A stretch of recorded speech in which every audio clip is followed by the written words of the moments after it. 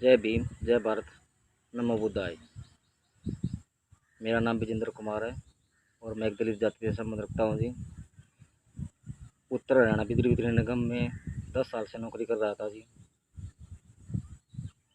वहाँ के कुछ दबंग कर्मचारी जो मेरे पर अत्याचार कर रहे थे जी, उन अत्याचारों के अगेंस्ट मैंने एसडीओ साहब को, एक्शन साहब को और एससी साहब सोनीपत को कंप्लेंट दी थी, लेकिन उन्होंने कोई कार्रवाई नहीं की थी। फिर उसके बाद मैंने सीएमडी साहब को भी दी थी, सीएमडी साहब को भी दी थी।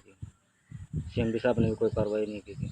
फिर मैंने राष्ट्रपति भवन, प्रधानमंत्री भवन, अनुसूचित जाति आयोग, मानवाधिकार में सभी जगह कंप्लेंट दी थी, लेकिन कहीं से भी मेरे को न्याय नहीं मिला थी।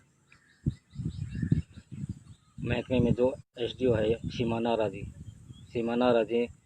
नारा ने मेरे खिलाफ सारे गलत सबूत दिए हैं जी। मेरे पास उनके सभी ओरिजिनल सबूत हैं, पक्के सबूत हैं, लेकिन फिर भी कार्रवाई नहीं हो रही है जी। Mahipal FM, Wazir LM, Dharmendra LM, Dinesh SSA और विक्रांत एसएसए, ये सारे झूठी गवाही दे रहे हैं जी, जबकि इनके खिलाफ मेरे पास पक्के सबूत हैं, फिर भी कार्रवाई नहीं हो रही है जी। मुझे ये नहीं पता कि जो इंक्वायरी अफसर है वो कौन है, कौन नहीं है, क्योंकि वो सारी स्टेटमेंट झूठी दे रहा है। धर्मेंद्र 2017 में आया था जी। 2017 में राज्य सब डिवीजन में पोस्टिंग हुई थी उसकी जी। तो 2017 से पहले 2009 में मैं लगा था जी, 2009 में।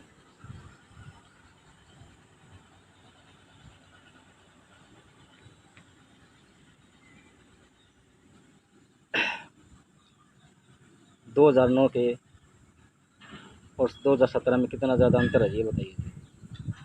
वो 2017 की स्टेटमेंट दे रहा है कि 2017 से पहले कुछ भी नहीं हुआ था, जबकि दिनेश मेरे पर अत्याचार कर रहा था। 2012 में दिनेश की पोस्टिंग हुई थी अटेना पावर हाउस में जी, लेकिन अटेना पावर हाउस में आने के बाद वो मेरे पर अत्याचार, ड्यूटियाँ 17 लगातार ड्यूटी दिलवाता था जी। 2 दिन, 3 दिन, 4 दिन ड्यूटी दिलवाता था जी। और एसडीओ साहब की स्टेटमेंट के अनुसार मैं 2013 में अटेना पावर हाउस में आया हूँ जी, लेकिन मेरे पास सबूत है कि मैं 2009 से अटेना पावर हाउस में था जी। शिकारा एसडीओ साहब का लेटर है मेरे पास जी, 2009 से टिल पर डेट। महिपाल एफएम जो राज्य सब डिवीजन के फॉरमैन थे जी, उन्होंने झूठी स्टेटमेंट दी है जी। मेरा ऑन ड्यूटी 9/4/2018 को पैर टूट गया था जी, गिर के ट्रांसफार्मर की 33 kV से।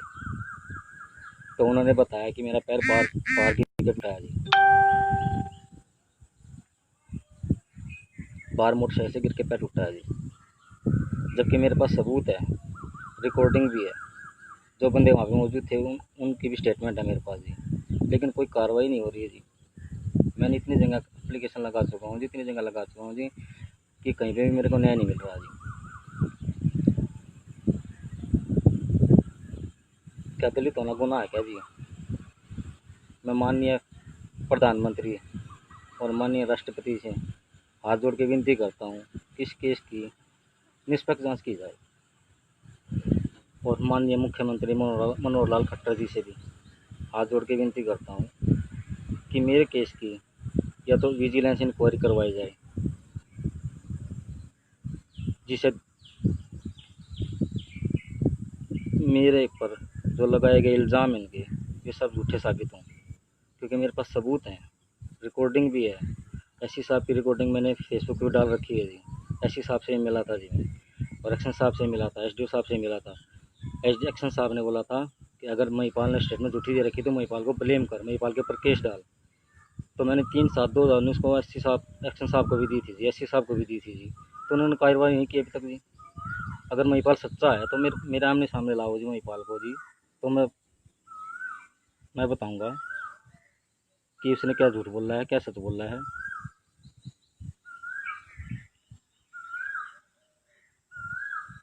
मेरे तो आप लोगों से हाथ जोड़ के विनती है कि मेरे को न्याय दिलवाने का कष्ट करें प्लीज़, नहीं तो मैं और मेरा पूरा परिवार आत्महत्या कर लेंगे।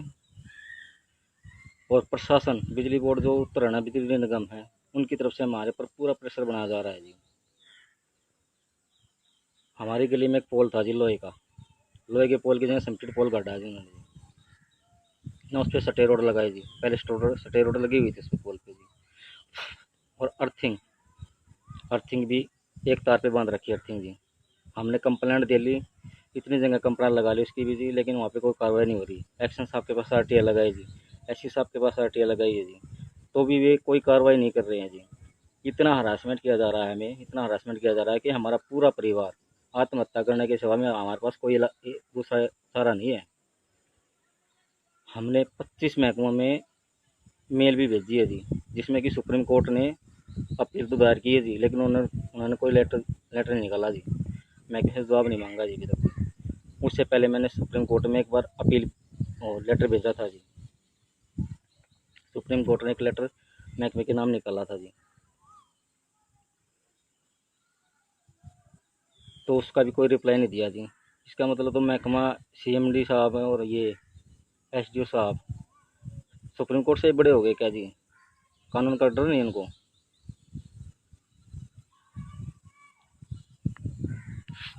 अब आप ही बताइए, मैं क्या करूँ जी, बताओ। मैंने इतनी जगह कंप्लेंट दी है, इतनी जगह तो कोई कंप्लेंट दे नहीं सकता, जितनी जगह मैंने कंप्लेंट दी है, लेकिन कहीं पर भी मेरे को न्याय नहीं मिल रहा जी। अब हमारे पास तो एक ही लास्ट हथियार है जी, इच्छा मृत्यु। अपने आप को मौत के गले लगा लेंगे जी। जब इस देश में कानून नाम की चीज़ ही नहीं है, कोई कानून को मानता ही नहीं है, तो फिर हमारे जीने का अधिकार ही क्या है? हमें सिर्फ वोट वोट गिरने का अधिकार है क्या?